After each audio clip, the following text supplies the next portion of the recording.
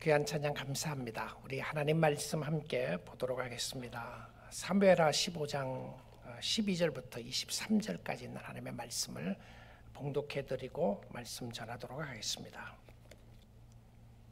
사무엘하 15장 12절부터 23절에 있는 하나님의 말씀을 봉독해드리겠습니다. 제사 드릴 때에 압살롬이 사람을 보내 다윗의 모사길로 사람 아히도벨을 그의 성읍길에서 청하여 온지라 반역하는 일이 커가매 압살롬에게로 돌아가는 백성이 많아지니라. 전령이 다윗에게 와서 말하되 이스라엘의 인심이 다 압살롬에게로 돌아갔나이다 한지라. 다윗이 예루살렘에 함께 있는 그의 모든 신하들에게 이르되 일어나 도망가자.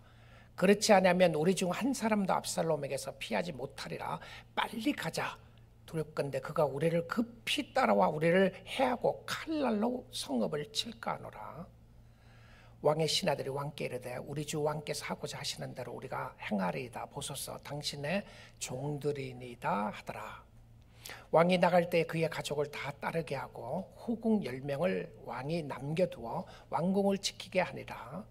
왕이 나가며 모든 백성이 다 따라서 벳메르하게 이르러 멈추었으니 그의 모든 신하들이 그의 곁으로 지나가고 모든 그렛 사람과 모든 블렛 사람과 및 왕을 따라 가드에서 온 모든 가드 사람 600명이 왕 앞으로 행진하니라. 그때 왕이 가드 사람 이때에게 이르되 어찌하여 너도 우리와 함께 가느냐? 너는 쫓겨난 나그네이니 돌아가서 왕과 함께 네 곳에 있으라. 너는 어제 왔고 나는 정처 없이 가니 오늘 어찌 너를 우리와 함께 떠돌아다니게 하리요? 너도 돌아가고 내 동포들도 데려가라. 은혜와 진리가 너와 함께 있기를 원하노라 하니라.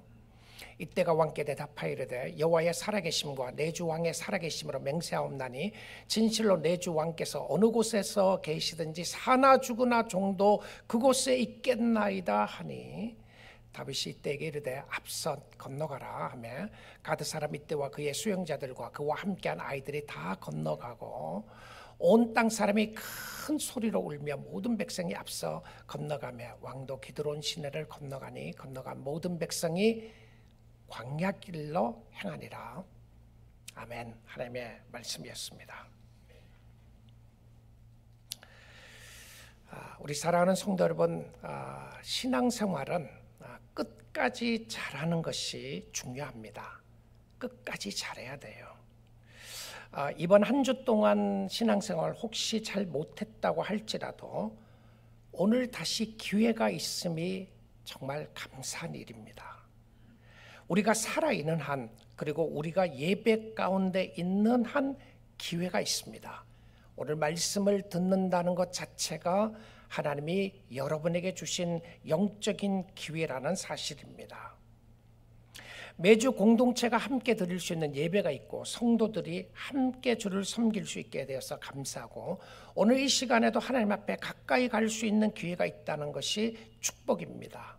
우리 사랑하는 성도 여러분, 한 주 많이 힘드셨나요? 어느 한 주를 돌아보면 힘들지 않았다 하는 주가 52주 가운데 몇 주나 있었을 것 같습니까? 많은 경우에 지난 한 주도 힘들었다 이 생각이 아마 들 거라는 생각이 듭니다. 우리가 이 땅에 살아나가는 동안에 이 세상은 사단의 세력이 있고 죄악의 세력이 있어서 우리가 어떤 때는 지는 것 같고 실패하고 좌절하는 것 같지만 성경이 우리에게 가르쳐주고 있는 모습은 결국 성도는 승리하게 된다는 확실과 소망입니다.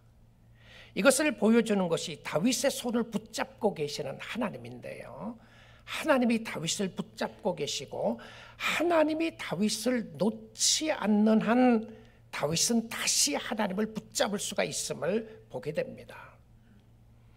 하나님의 손에 붙잡힌 다윗과 그리고 사단의 손에 붙잡힌 압살롬의 모습을 오늘 본문을 통해서 보게 됩니다.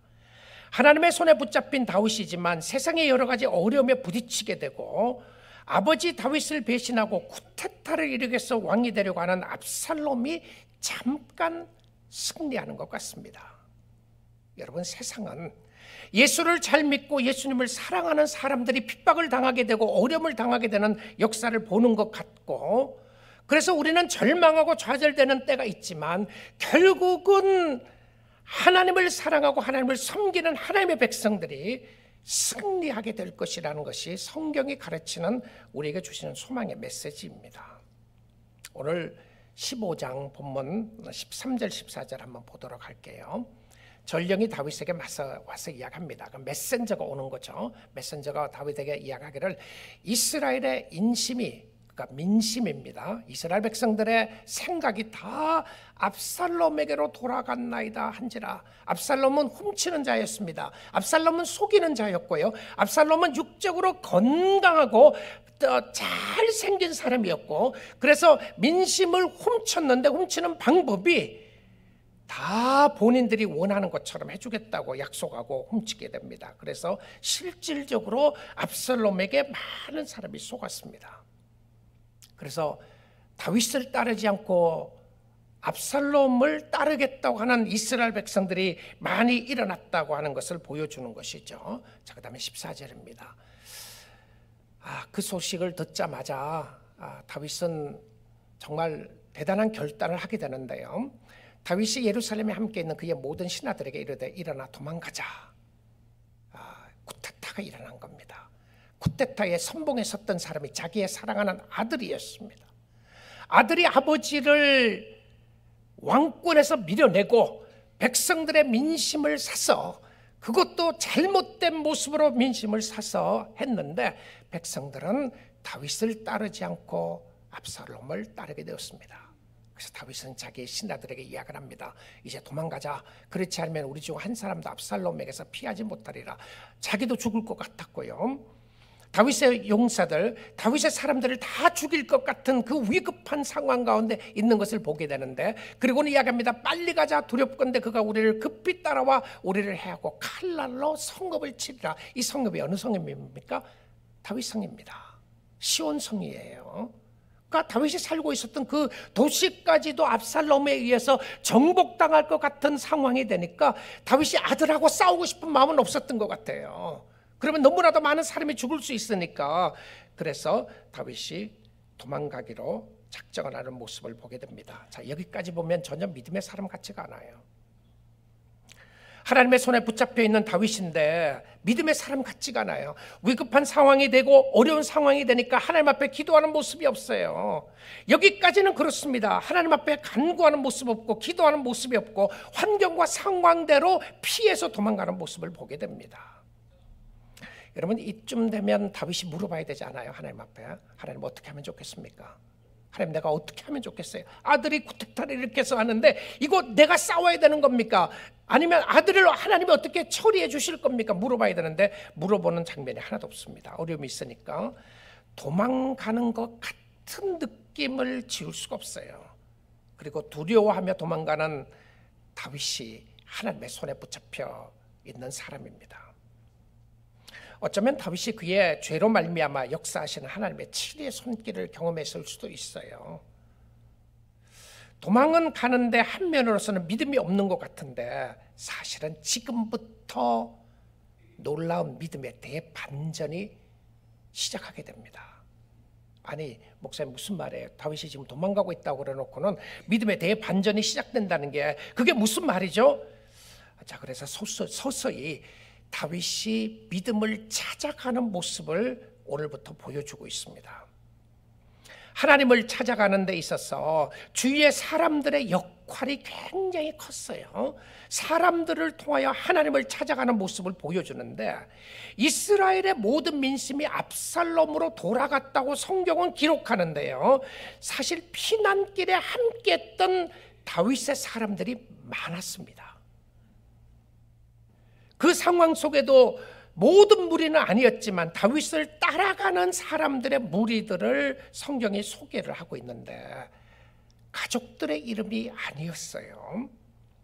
놀랍게도 구체적으로 가장 먼저 소개하는 무리가 이방 사람이었습니다. 여러분, 하나님의 백성들이 위기의 상황 속에서 어렵고 힘들 때에 정말 여러분을 도와줬던 사람들이, 생각지도 않았던 사람이 도와준 경우들이 있으시죠. 그 사람이 나를 도와줄 줄 몰랐는데 그 사람이 도운 거예요. 하나님이 예비한 사람들이 있어요. 하나님이 준비한 사람들이 있는데요. 자, 오늘 그것을 보도록 하겠습니다. 18절인데요.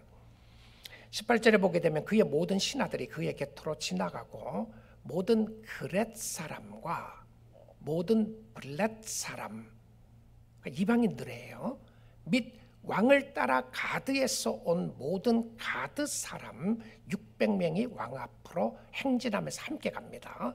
그렛 사람, 블렛 사람, 가드 사람 중에서도 600명이라고 이렇게 표시를 하고 있습니다. 지금 다윗이 도망가고 있는데 그를 호위하고 있는 사람이 유대인들이 아니었어요. 그의 가족들이 아니었고요. 아니, 그의 가족들로 통하여 배신을 당하고 있는 모습을 보여주는데 유대인들이 아니라 이방인들이었어요. 그들이 하나님의 사람이 되었는데 생각지도 못했던 사람들이 그를 돕고 있습니다. 가장 어려운 순간에 그를 호위했던 사람들이 이방 사람들이었어요. 아들은 자기를 배신하는데 전혀 관계가 없던 이방 사람이 자기를 돕는 것인데, 어떤 친구들은 가족보다 더 귀한 친구들이 있죠. 그래서 영적인 가족, 영적인 사람들을 함께 만나서 신앙생활을 한다는 것이 굉장히 큰 축복입니다. 여러분, 교회 생활, 신앙생활 하시면서요, 주위에 좋은 친구들, 좋은 사람들과 함께 교제할 수 있는 것이 하나님이 주신 은혜와 축복 중에 하나인데요. 다윗은 나는 하나님만 필요하고 하나님만 필요하니까 주위에 사람은 아무도 없어도 된다, 그러지 않았어요. 그의 주위에 하나님이 많은 사람을 붙여주셨습니다. 그런데 이 가드에서 온 군대 대장이 있었는데 그 사람이 이때라고 하는 사람입니다. 이제부터 보게 되면 거의 지난 10년 동안 무기력했던 다윗이 놀랍게 회복되어 나가는 모습을 보여주는데요. 주위의 사람들을 통하여 하나님을 찾아갑니다. 가드 사람 600명의 호위 무사들이 얼마나 고마웠겠습니까? 그들이 다윗을 지키는 사람이었는데 얼마나 그들을 의지하고 싶었겠어요. 아들이 자기를 배신하는데 그것도 가드 사람 600명이 와서 자기를 보호하겠다니까 얼마나 고마운 사람이에요. 자, 그런데 성경은 대반전의 역사가 일어난다고 하는 의미는 무엇이었냐면, 여러분이 생각했던 방법대로 성경이 흘러가지 않아요. 그래서 믿음의 사람의 가는 길은 이 길일 것 같은데, 이것이 평탄한 길일 것 같은데 그러지 않는 경우들이 있고요. 이것이 힘들고 어려운 길 같은데 하나님이 그 길 가운데 역사하시는 것을 보게 됩니다. 자, 지금 생각을 하면 다윗의 인생 속에 가장 절망적이고 힘들고 어려웠던 순간이 바로 이때라고 생각을 합니다. 아들의 쿠데타에 못 이겨서 도망가고 있는 다윗의 모습이 그의 인생의 가장 밑바닥이고 그의 인생의 가장 절망적일 수밖에 없는 순간이라고 생각하는데, 그때 하나님은 사람들을 세우는 거예요. 15장 19절입니다. 그때의 왕이 가드 사람 이때에게 이르되 어찌하여 너도 우리와 함께 가느냐? 너는 쫓겨난 나그네이니 돌아가서 왕과 함께 네 곳에 있으라. 다윗이 뭐라고 그러냐면, 가드라고 하는 지역이 블레셋입니다. 블레셋에 누가 살았죠? 골리앗이 블레셋 사람이었잖아요. 다윗은 블레셋으로 도망간 적이 있었어요. 그리고 블레셋에 산 적이 있었습니다. 그때에 다윗을 신뢰하고 블레셋 사람 중에서 망명한 사람들이 있었던 거예요. 이제 그 중에 한 사람이 이때라는 사람인데, 이 이때가 600명의 군사를 이끈 장군이었습니다. 대장이었어요. 근데 그 이때가 다윗을 지키고 있는 거예요. 근데 다윗이 이렇게 말해야 될 것 같아요. 이때에게, 야, 정말로 고맙다. 너는 정말 충신이구나. 나중에 너에게 더 큰 자리를 주고 싶다. 내가 이렇게 함께하고 힘들고 어려울 때에 내 아들도 나를 배신하고 있는데 너가 나를 따라오니 얼마나 고마운가, 이래야 되는데 그런 말이 없어요. 뭐라고 그랬냐면, 이 친구에게 너 나하고 함께 가려고 그러느냐? 야, 너는 쫓겨난 나그네인데 너 인생이 얼마나 힘들고 어렵게 살았는데 지금까지 오히려 뭐라고 그러냐면 돌아가라 왕과 함께 네 곳에 있으라. 그 왕이 누구예요? 자기 아들 압살롬이에요. 아들에게로 돌아가라. 네가 편하기를 원하지 않느냐? 편하려면 나를 따라오지 말라 이거예요. 너가 편한 길을 가고 싶으면 나를 따라오지 말고 오히려 돌아가야 될 길이 아니야. 너 인생 지금까지 얼마나 힘들고 어려웠느냐? 이제는 좀 편하게 살아야 될 것 아니냐? 나를 따르지 말고 고향으로 돌아가든지 아니면 예루살렘으로 다시 돌아가라고 이야기를 합니다. 그리고는 다윗이 계속해서 이때에게 20절에 이런 말을 해요. 너는 어제 왔고, 자 여러분 성경을 읽다가 성경은 어떤 경우에는 문자 그대로 봐야 될 부분이 있는가 하면 어떤 그 부분들은 상징적으로 표현하는 부분들이 많이 있습니다. 그러니까 이스라엘의 민심이 전부 다 모두 다 압살롬에게 갔다. 그 표현은 많은 사람이 갔다고 하는 표현이지 every single individual 한 사람 한 사람 다 압살롬에 갔다는 표현이 아닌 것을 보여주는 거죠. 왜 그랬습니까? 다윗을 따라가는 사람도 많았어요. 그러니까 다윗을 따르는 사람보다 압살롬을 따르는 사람이 더 많았다고 하는 표현을 쓸 때 다 따라갔다 이 표현을 쓴 겁니다. 여기 이때에게는 뭐라 그러냐면 너는 어제 왔고 실질적으로 이때가 어제 온 거 아니죠. 어제 온 거 아니에요.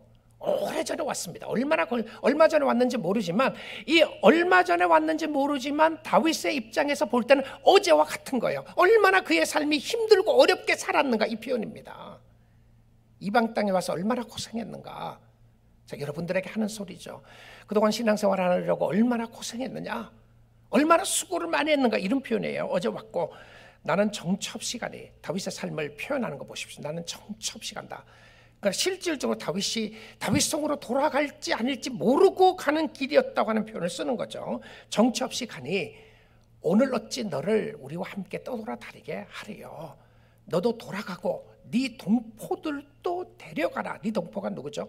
블레셋 사람 600명도 데리고 가라 그럽니다. 아니 지금 한 사람이라도 다윗 쪽에 붙어줘야 하는데 다윗이 이 사람을 다 돌려보내는 거예요.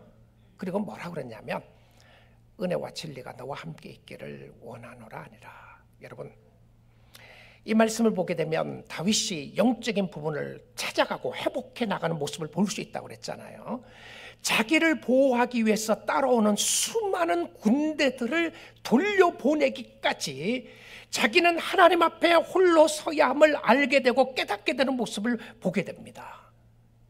그러니까 실질적으로 자기는 어느 상황으로 어떤 모습으로 어떻게 갈지 알지 못하지만 다윗이 고백하는 바가 있어요. 나중엔요 하나님이 자기와 함께하고 있다는 것을 고백합니다. 자, 이 상황을 지나가면서 다윗이 하나님을 찾아가고 하나님을 의지하기 시작해요. 우리 사랑하는 성도 여러분, 여러분의 삶 속에 이것이 밑바닥이다, 이것이 정말 내가 도저히 일어설 수 없고 올라갈 수 없는 힘들고 어려움이 있는 상황이다라고 생각할 때에 그 밑바닥에서 역사하시는 하나님을 보세요. 그리고 여러분의 그 힘들고 어려운 삶 가운데서 함께 해주시는 믿음의 동역자들을 보세요. 어쩌면 그 사람들이 가족이 아닐 수가 있어요. 교회 성도들일 수가 있고요. 그 사람들로 인하여 세워져 나가는 모습을 보게 됩니다. 그런데 이때가 다윗을 따라가려고 했던 놀라운 신앙의 고백을 이야기를 하는데요. 정말 다윗은 이때를 사랑했고 그의 백성들과 함께 사랑해서 그동안 정처 없이 나그네처럼 살았는데 이제는 너가 편안하게 살면 좋겠다 돌아가라고 이야기했는데 그 소리를 듣자마자 바로 21절에 이때가 고백을 합니다. 이때 이 사람이 누구라고요? 이방 사람이고 블레셋 사람이고 블레셋 대장이에요. 600명을 이끌고 온 대장인데 이때가 뭐라고 그러냐면 보십시오. 이때가 왕께 대답하여 이르되 다윗에게 이야기합니다. 오히려 이때는 다윗을 향하여 왕이라고 이야기를 하고 다윗 왕은 압살롬을 향해서 왕이라고 표현해요. 이게 참 아이러니하죠. 왕께 대답하여 이르되 여호와의 살아계심과 내 주 왕의 살아계심으로 맹세하노니. 자, 어떤 모습이죠? 이때가 하나님을 믿었던 것을 봅니다. 이방 사람이었는데 하나님을 믿었어요. 야훼 하나님을 알게 됐고요. 야훼 하나님을 믿고 난 이후에 헌신의 모습을 보여줍니다. 이게 뭔지 압니까, 여러분? 이게 뭘 고백하느냐면 하나님의 사람이라고 고백했던 유대인들은 하나님께 대한 충성 맹세를 하지 않는데, 이방 사람이었던 이때가 하나님 앞에 충성 맹세를 하는 것을 보여줍니다. 이것은 무엇이었냐면, 교회에 오랫동안 다니면서 하나님과 상관없는 사람은 위급한 상황에 하나님을 고백하지 않는데, 저 사람은 아닐 거라고 생각했던 그 죄인이 하나님 앞에 돌아오고 난 이후에 하나님 앞에 충성 맹세하는 모습을 보여줍니다. 이것은 하나님의 선택된 백성이었던 이스라엘 백성들이 하나님 앞에 맹세하지 않는 모습과 하나님의 선택이 아니었다고 이야기했던 이방 사람들이 하나님의 선택 안에 들어오면서 고백한 신앙의 고백에 놀라운 기적의 역사를 보여주는 겁니다. 무엇이라고요? 누구든지 하나님의 이름을 부르는 자에게 주시는 은혜와 축복을 이야기합니다. 저 사람은 아닐 것이라고 생각했던 그 사람에게, 하나님을 제대로 만난 사람에게 나타났던 충성 맹세인데요. 그런데 이때가 다윗만을 좋아한 것이 아니라 다윗의 하나님을 사랑하고 좋아했어요. 그리고 이스라엘 하나님이 살아계신 하나님이라고 고백을 하게 되고요, 여호와 하나님이 살아계시는 언약의 하나님이라고 고백하면서 그도 언약의 백성이 되었음을 이야기를 합니다. 내가 사나 죽으나 당신 따라가겠습니다. 여러분, 우리 하나님께 이런 충성된 고백을 하지 않습니까? 내가 사나 죽으나 당신과 함께 가겠습니다. 내가 사나 죽으나 주님을 섬기겠습니다. 주님을 따르겠습니다. 어떤 어려움이 있어도 내가 주님을 따르겠습니다. 이게 성도의 고백이어야 합니다. 여러분, 이런 비슷한 고백이 성경에 어디에서 또 하나 나온 기억하시죠? 어디서 나오죠? 비슷한 고백이요. 그렇죠. 룻기. 네, 룻기에서 룻이 나오미 앞에서 고백하는 고백인데요. 룻도 이방 여인이었어요. 모압 여인이었고, 그런데 나오미를 따라갑니다. 고향으로 돌아가면서 나오미가 이야기를 합니다. 두 며느리에게 나를 따라오지 마라. 내 남편도 죽고 너희 남편도 죽었는데 너가 왜 나를 따라오려고 그러느냐, 그 이야기를 했을 때에 룻이 놀랍게 고백을 합니다. 나오미의 인생은 쓰다 마라 라고 이야기를 하는데, 룻의 인생은 쓰지 않고 하나님 앞에서 정말 스윗하다, 이런 표현으로 주를 섬기는 모습이 나옵니다. 자, 무슨 이야기냐면, 우리가 주님을 섬기다가 여러분 오랜 시간 내가 교회 생활했다, 그 자랑이 될 수 있어요. 너무 좋은 모습이고요. 신앙의 여정 가운데 2대와 3대, 4대까지 예수를 믿는 모습 너무 좋은, 정말 체리시하는, 감사하는 모습입니다. 저도 감사한 것은 저희 할아버지 때부터 예수를 믿게 되고, 저희 아버님과 저와 저희 자녀들 예수 믿고 그 후손들까지 예수 믿고 주님을 사랑하는 모습 가운데 어릴 때부터 신앙생활을 하게 되었던 것이 저는 너무 기쁨으로 생각하고 감사하게 생각을 합니다. 그런데 잘못하면 제가 종교의식에 빠져서 신앙을 놓칠 수가 있습니다. 잘못 제가 하나님과의 관계를 잘못 알게 되면 종교적인 매너리즘에 빠졌어요. 하나님은 나에게 뭔가를 주지 않는 것 같고, 저 사람에게는 뭔가 더 축복해 주는 것 같은 경우들이 있고, 종교적인 의식을 잊게 되는데 생명력을 놓치기가 쉬워요.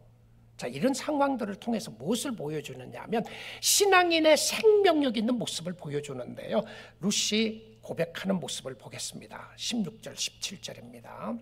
룻기, 룻이 이르되 내게 어머니를 떠나며 어머니를 따르지 말고 돌아가라 강권하지 마옵소서. 어머니께서 계시는 곳에 나도 가고 어머니께서 머무시는 곳에서 나도 머물겠나이다. 어머니의 백성이 나의 백성이 되고 어머님의 하나님이 나의 하나님이 되시리라. 이거 머더스데이에 많이 인용하는 구절인데, 사실 머더스데이 인용하는 구절만은 아닌 것 같아요. 시어머니를 어떻게 섬겼냐, 그 모습이 아니고 실질적으로 이거는 하나님을 어떻게 섬겼느냐, 이 모습이에요. 하나님을 따라가는 모습인데요. 자, 거기에 여러분 어머니라고 하는 단어를 빼고 주님이라는 단어를 한번 넣어보세요. 주님께서 가시는 곳에 나도 가고 주님께서 머무는 곳에서 나도 머물겠나이다. 주님의 백성이 나의 백성이 되고 주님의 하나님이 나의 하나님이 되시리니. 너무 스무트하게 신앙의 고백을 우리가 확인할 수 있어요. 자, 그 다음에 17절입니다. 어머니께서 죽으시는 곳에서 나도 죽어 거기 몸을 묻힐 것이라. 만일 내가 죽는 일 외에 어머니를 떠나면 여호와께서 내게 벌을 내리시고 더 내리시기를 원하나이다. 주님께서 죽으시는 곳에서 나도 죽어 거기 묻힐 것이라. 내가 죽는 일 외에 주님을 떠나면 주님 여호와께서 내게 벌을 내리시고 더 내리시기를 원하나이다. 우리가 주님을 넣는다고 할지라도 너무 아름답게 신앙의 고백을 할 수 있는 것을 보게 됩니다. 주님 따라가는 겁니다. 자, 힘들고 어려울 때 주님을 따라가는데, 다윗이 하나님을 다시 만날 수 있도록 인도하는 곳이 있어요. 이제 이때를 설득하려고 하는 것을 포기하고 오히려 이때를 앞세워서 피난길을 가게 됩니다. 15장 22절 보겠습니다. 다윗이 이때에게 이르되 앞서 건너가라 하매 이때서 가드 사람 이때와 그의 수행자들과 그와 함께한 아이들이 다 건너갑니다. 이때가 동행하는 것만이 아니라 이제는 다윗을 호위하고 인도하는 사람이 되어서 가는 것을 보여줍니다. 그리고 23절입니다. 23절에 보게 되면 온 땅 사람이 큰 소리로 울며 모든 백성이 앞서 건너가며 왕도 기드론 시내를 건너가니 건너간 모든 백성이 어디로요? 광야길로 행하니라.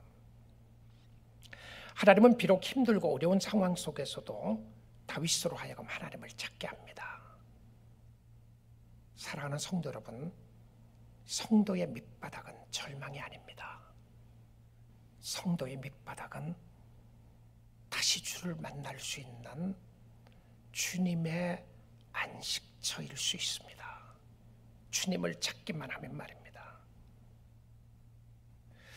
광야는 다윗에게 있어서 매우 익숙한 장소였습니다. 광야는 하나님을 만났던 장소였고 광야에서 다윗은 하나님을 찬양했고 많은 시를 광야에서 썼습니다. 어려웠지만 그러나 그의 마음은 하나님과 함께 동행했기에 천국을 맛볼 수가 있었습니다. 다윗은 왕궁에 머무는 동안에 천국이 열리지 않았어요. 오히려 광야길에 들어갔을 때에 천국이 열리는 모습을 보게 됩니다. 우리의 인생이 왜 힘들고 왜 어려웠냐고 원망하고 낙심하고 있을 것이 아니라 힘들고 어려운 상황 가운데 주님이 우리를 인도하시고 축복하시는 위를 보아야 하는 하나님의 은혜가 있다는 것을 보여주고 있습니다. 우리의 인생에 평탄하고 아무 문제가 없다고 생각했을 때에 여러분의 심령 속에 기도가 나오지 않았나요? 기도가 끊어졌습니까? 찬송이 끊어졌습니까? 예배가 끊어지셨나요? 그 자료를 회복하는 방법 중에 하나가 하나님이 다윗을 다시 광야로 인도하시는 겁니다. 광야로 인도하셔서 하나님이 꼭 가르치고 싶은 메시지가 있었어요. 그것은 무엇이었냐면 하나님을 찾게 합니다. 하나님을 다시 만나게 해요. 성도는 힘들고 어려운 상황 속에서 하나님을 더욱더 깊이 만나는 체험을 하게 되는데 우리 사랑하는 성도 여러분, 여러분 혹시 어떻습니까? 미국의 좋은 땅에 살지만 여러분의 인생은 혹시 광야라는 생각이 드시나요? 혹시 지금 여러분의 순간이 하나님이 나를 광야로 인도하신다는 생각이 드십니까? 그러면 광야와 같은 상황에서 하지 말아야 될 것 두 가지가 있습니다. 이것 하지 마셔야 돼요. 광야길에서 광야의 환경에서 하지 말아야 될 두 가지는 원망하지 말고 불평하지 말아야 합니다. 이 두 가지 하지 말아야 돼요. 왜 그러냐면 이스라엘 백성들이 40년 동안 광야 생활을 하는 가운데 많은 백성들이 광야 생활에서 죽습니다. 죽는 사람들을 이야기할 때마다 하나님이 그 백성들에게 하고 싶은 이야기가 있었습니다. 그들은 목이 곧은 백성이라 내 말을 듣지 않았다, 이런 표현을 쓰고요. 목이 곧아서 내 말을 듣지 않았을 때 그때 함께 썼던 표현이 뭐냐면 They were grumbling and complaining people, 이렇게 썼어요. Grumbling and complaining. 이 grumbling and complaining, 이 비난하고 원망하는 모습은 내적인 자기의 삶에서 나왔던 표현이었습니다. 근데 어디서부터 나왔죠? 광야 때문에 나왔어요. 근데 환경은 광야였는데 사실 환경만이 광야가 아니라 그들의 마음이 광야였다는 것을 보여줍니다. 마음이 광야에서 나타났던 모습 중에 하나가 원망하고 불평하는 건데요. 그래서 여러분, 다른 사람을 원망하지 마셔야 합니다. 신앙생활 누구 탓하지 말아야 돼요. 환경을 원망하지 말고 여러분 자신도 원망하지 마세요. 여러분 실수해갖고 그랬다고 It's okay, 괜찮아요. 그것까지도 하나님이 지키시고 보호해 주시고 축복해 주실 텐데 원망하고 불평하는 것 하지 말아야 합니다. 그리고는 해야 할 것이 있어요. 여러분, 광야길을 걸어갈 때 해야 할 것은요, 첫째, 하나님 앞에 엎드는 겁니다. 근데 하나님 앞에 바짝 엎들고 위를 보는 거예요.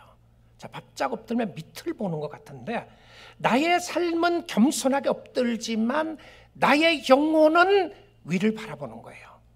그러니까 내가 겸손하게 밑을 엎들고 위를 바라보면서 하나님을 바라보는 것인데 이것이 뭐죠? 기도의 자세고 찬양의 자세입니다.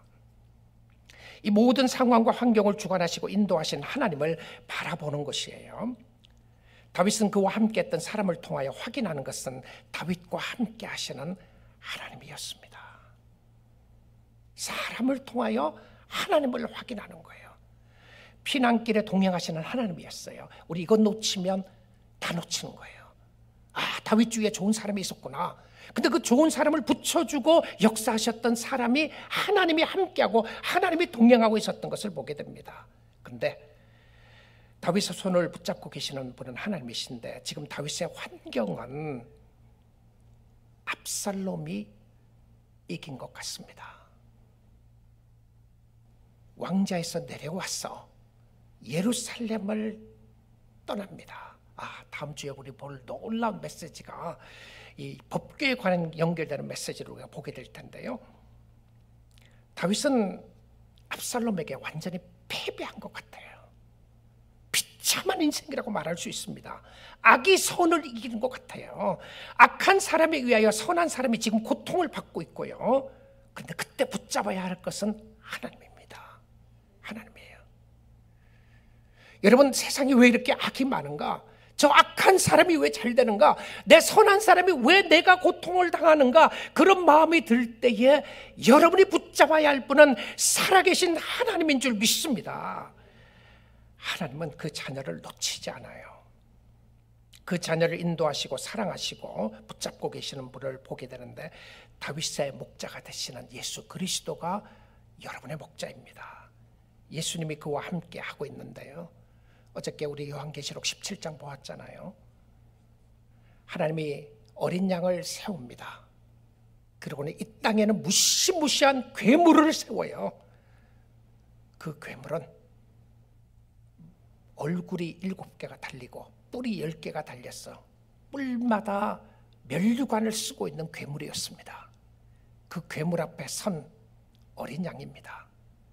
아니, 어린 양하고 괴물하고 싸우면 누가 이겨요? 에? 늑대하고 어린 양, 그것도 다 큰 양이 아니고 어린 양하고 싸우면, 아니, 어린 양은 늑대의 밥이죠. 그런데 하나님이 어린 양을 세웠습니다. 그래서 그 어린 양이 잠깐 늑대에 잡힌 것처럼 죽었어요. 십자가에 죽는 거죠. 사단은 환호를 하게 됩니다. 이제는 이 어린 양을 우리가 이겼다고 환호하는 순간에 하나님이 그 어린 양을 부활시킨 겁니다.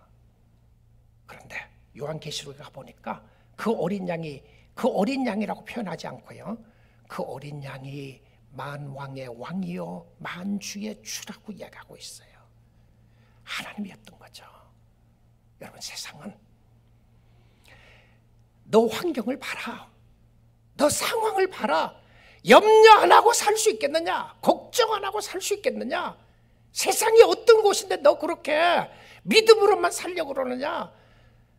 여러분, 세상이 끊임없이 여러분에게 손가락질하는 것 같지 않으세요?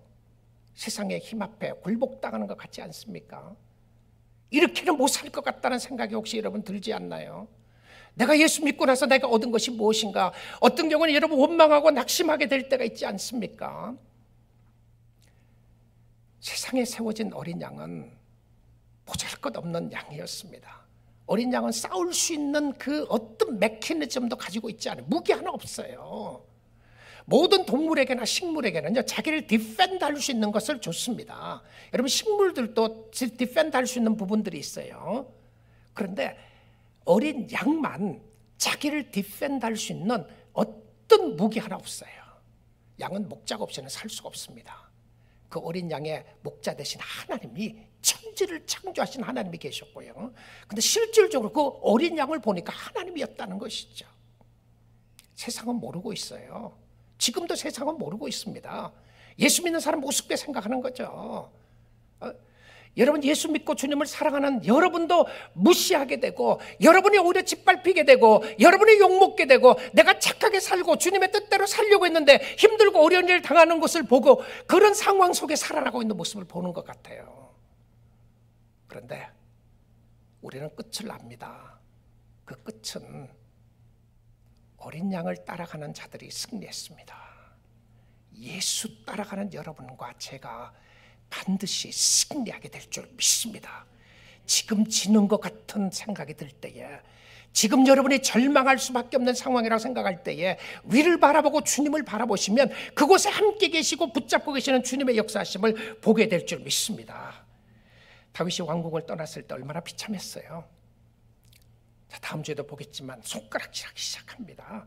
다윗은 사실은 감람산으로 올라갈 때에 머리를 가리고 울면서, 맨발로 울면서 올라갑니다. 그 다윗을 바라보면서, 아니 저게 무슨 하나님의 사람이냐고 얼마나 손가락질 했겠어요. 사람들이요, 실질적으로 손가락질하고 욕하는 사람이 나와요. 저주하는 사람이 나옵니다. 다윗에게요. 저주를 퍼부어요. 그런데 저주 하나도 그 사람에게 임하지 않아요. 하나도 임하지 않아요. 그렇지만 당했던 아픔과 고통은 말로 표현할 수가 없는 것이었죠. 다윗은 왕궁에 살 때에 영적으로 비참하게 살았습니다.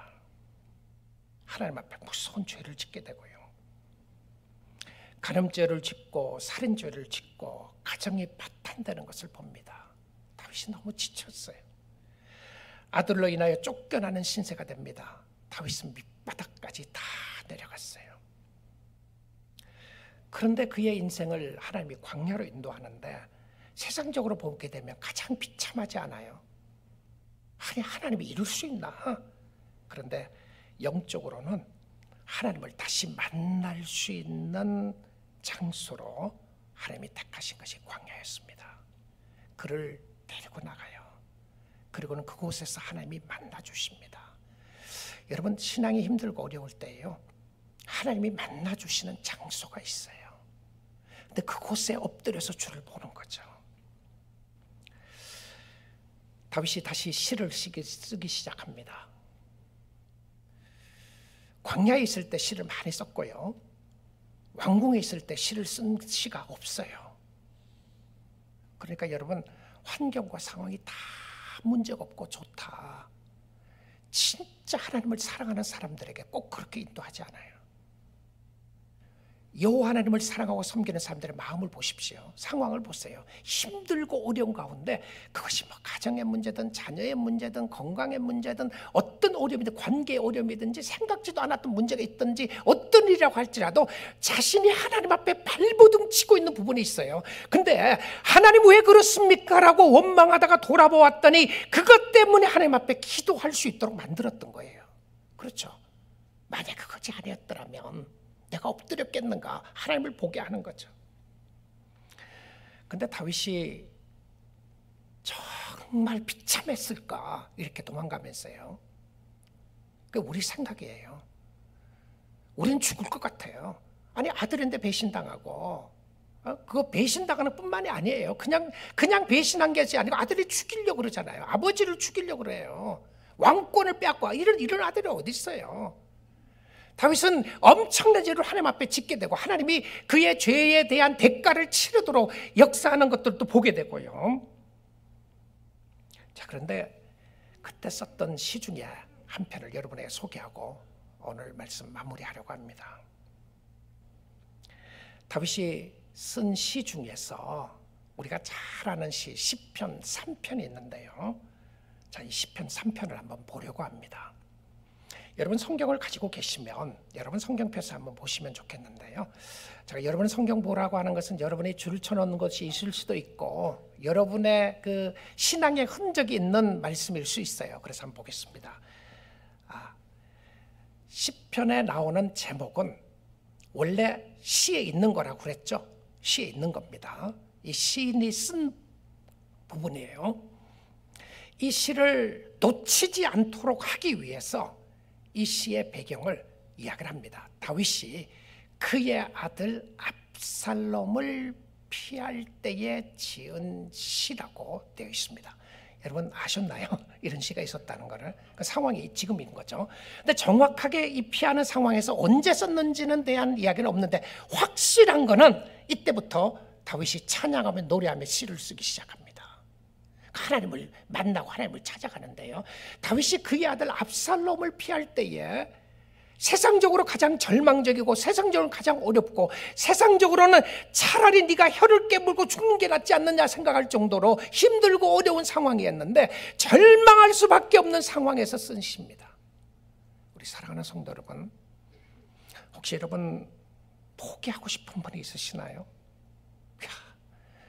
누가 나를 이해하겠느냐? 정말 포기하고 싶다. 여러분 혹시 이 가운데 너무 힘들고 어려운 상황에서 그런 분 계시면 하나님의 은혜가 오늘 예배 가운데 임할 수 있기를 주님의 이름으로 축복합니다.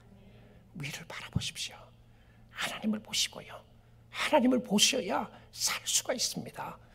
자, 그때 다윗이 시를 쓰는데 여러분 그냥 한번 상상해 보세요. 어떤 시를 썼을 것 같아요? 이때 지은 시니까 하나님 그럴 수 있습니까? 하나님 언제 내가 돌아가죠? 내 아들 압살롬을 하나님이 어떻게 하실 겁니까?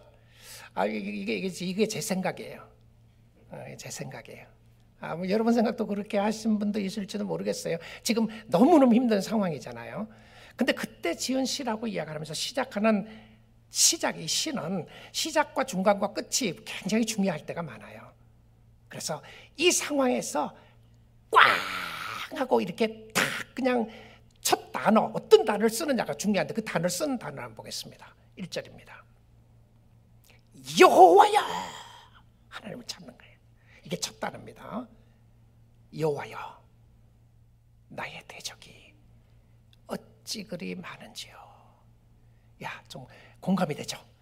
여호와여, 나의 대적이 어찌 그리 많은지요. 다른 이야기를 하면 여호와여, 어찌 이렇게 살아가기가 힘이 듭니까? 이런 표현이에요.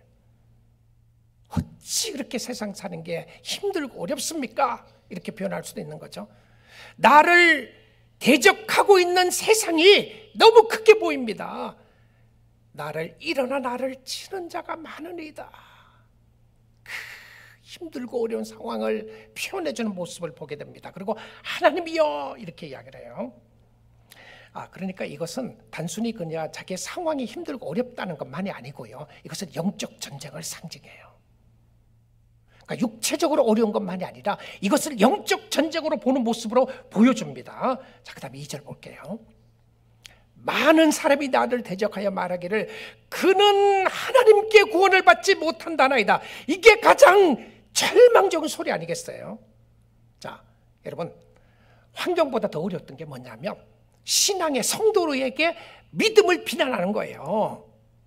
저 사람에게는 하나님이 떠났다고 그럽니다. 이런 거예요. 사람들이 나인데 하는 소리가 너의 형편을 보니까 너의 꾸라지를 보니까 하나님이 너와 함께하지 않는 것이다. 이렇게 말한다는 거예요. 여러분 다 형통하고 다 잘 돼야 하나님이 함께하시는 것이 아니겠습니까? 가끔 그런 사람들이 있어요. 아니 이 시를 어떻게 해석하시려고 그런 표현을 쓰시나요? 다윗을 어떻게 해석하시려고? 다윗의 밑바닥과 같은 상황 속에서 사람들이 하는 소리예요. 나를 대적하는 자가 하는 소리입니다. 그는 하나님께 저 사람은 예수 믿는 사람이 아니야. 하나님이 저 사람 버렸어. 이 표현이 하나님이 저 사람 버렸어.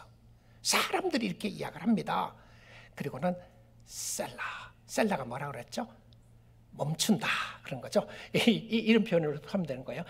너무 힘들고 어려운 상황에서 하나님 내가 너무 힘들고 어렵습니다. 대적들이 너무 많은데 사람들이 하는 이야기가 하나님이 나를 떠났다고 하는 사람들이 너무 많습니다. 한숨 쉬는 겁니다. 셀라가 더 이상 못 나가는 거예요. 그래서 가끔 여러분 시편 보다가 셀라라는 표현 나오면 좀 쉬었다가 읽으세요. 쭉 있지 말고 어이구 이제 좀 쉬는구나. 이제 쉬는 거예요. 잠깐 멈춤 이겁니다. 잠깐 멈추고, 자 멈추고 뭐라고 그런지 보겠습니다. 가는 거예요. 자 그다음 봅니다. 여호와여 주는 나의 방패시여 나의 영광이시여 나의 머리를 드시는 자니이다. 할렐루야. 이야 이제 살아나기 시작하는 겁니다. 주는 나의 방패고, 이때가 나의 방패가 아니고, 이때의 600명이 나의 방패가 아니고, 나의 방패 되신 분은 주님 당신이십니다. 당신이 나의 방패가 되어주시고 당신이 나의 영광입니다. 왕자가 나의 영광이 아닙니다. 왕권이 나의 영광이 아닙니다. 세상의 재물과 세상의 명예와 세상의 지위가 나의 영광이 아닙니다. 언제 이 노래를 했다고요? 쫓겨나서 이 말을 한 거예요.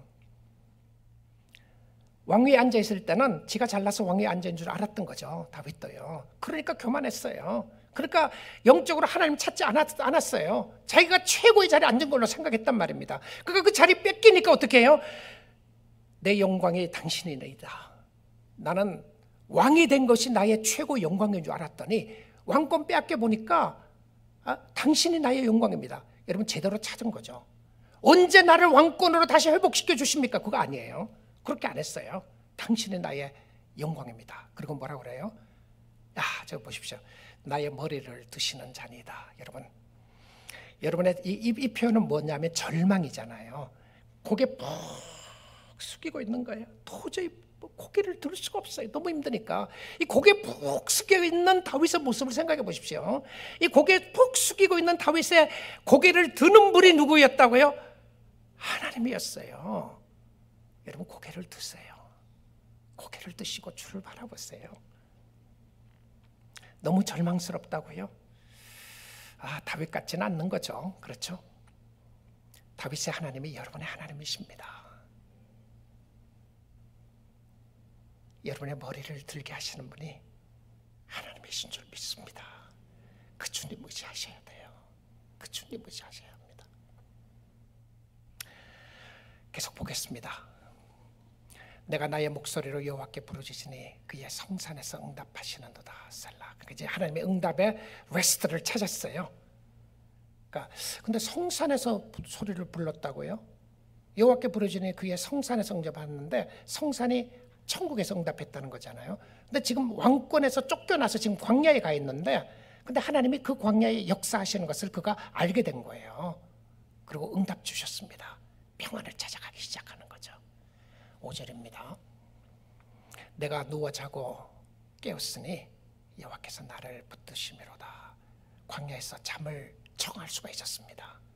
잠 못 이루는 밤을 쥐새우고 있었는데 광야 가운데서 폭풍의 한가운데서 하나님이 안식을 주신 거예요. 편안하게 쉴 수 있도록 해주셨습니다. 6절이에요.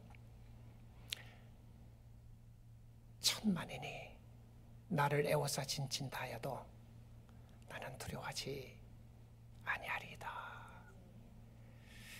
이 말씀이 여기서 나온 겁니다. 이 말씀이 사실 너무너무 두려웠잖아요.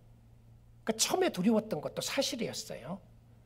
맨발로 울면서 감람산을 지나가는 모습도 사실이었는데 울었어요. 힘들었어요. 그런데 하나님을 만나고 난 이후의 고백이 천만인이 나를 애워싸 진친다고 할지라도 내가 두려워하지 아니하리로다. 이야, 멋진 신앙 고백이죠. 성도는 이 신앙 고백을 주 안에서 할 수 있는 사람인 줄 믿습니다. 아멘이시죠? 다윗의 하나님이 여러분의 하나님이시고 다윗이 기다렸던 예수가, 다윗의 목자였던 예수 그리스도가 여러분과 저의 목자이신 예수 그리스도인 줄 믿습니다. 그래서 두려움 없이 주님을 바라보고 나아가는 거예요. 주님 여기 계시오니, 주님 나와 함께 하시오니 두려워하지 않고 앞으로 나아가리다. 주님 앞으로 나아갈 수 있기를 주님의 이름으로 축복합니다. 몇 절만 더 보고 맺겠습니다. 여호와여 일어나소서, 나의 하나님이여 나를 구원하소서. 하나님의 행동을, 하나님의 액티브를, 하나님이 일하심을 간구합니다. 하나님 나를 위해서 구원해 주셔서 주께서 나의 모든 원수의 뺨을 치시며 악인의 일을 꺾으셨나이다. 그러니까 결국 여러분, 악한 자가 영원하지 않아요. 들에 핀 백합화와 같이, 들에 핀 풀과 같이, 하루에 폈다가 지는 꽃과 같이 악한 자가 영원하지 않아요. 악이 강한 것 같은데 악은 잠깐 괴롭히다가 없어집니다. 여러분, 악하게 살지 말아야 합니다. 악한 자로 살지 마십시오. 세상에서 가장 악한 자가 누군지 아세요? 하나님을 대항하는 사람입니다. 하나님을 대적하는 사람이에요. 여러분, 하나님 앞에 대적하지 마셔야 합니다. 하나님 앞에 두 손 들고 항복하셔야 돼요. 왜냐하면 결국 요한계시록의 핵심도 사단의 멸망이잖아요. 세상의 멸망이에요. 근데 그 모든 것을 주관하고 계신 분이 우리 살아계신 하나님인데 악에 굴복당하지 마셔야 합니다. 악에게 지지 마셔야 돼요. 선으로 악을 이길 수 있기를 주님의 이름으로 축복합니다. 마지막 8절입니다. 구원은 여호와께 있사오니, 사람이 무슨 말을 한다고 해서 구원이 거기 있지 않아요. 놀랍죠? 여기 마지막 절입니다. 이 시의 마지막 절인데요. 구원은 여호와께 있사오니 주의 복을 주의 백성에게 내리소서. 셀라. 마지막 다시 하나님의 은혜 가운데 나가면서 구원은 여호와께 있다고 고백을 합니다. 우리 사랑하는 성도 여러분, 여러분을 죄악에서 구원해 주실 분은 오직 예수 그리스도밖에 없습니다. 그분 의지할 수 있기를 바라고요. 비록 광야와 같은 길을 간다고 할지라도 주님이 동행하시면 그 길이 천국인 줄 믿습니다. 여러분, 주위의 사람을 통하여 하나님을 보시기를 바라고요. 하나님을 의지할 수 있기를 원합니다. 함께 하시는 하나님, 함께 있는 성도들 감사하고 찬양하며 힘들고 어려운 가운데 더 예수 그리스도 붙잡고, 여러분을 위하여 십자가에 못 박혀 돌아가신 그 예수 그리스도는 여러분의 손을 놓지 않습니다. 여러분 다시 그리스도 붙잡고 주 안에서 승리하는 우리 사랑하는 교우들 다 될 수 있기를 주님의 이름으로 축복합니다. 아멘. 우리 다 일어나겠습니다.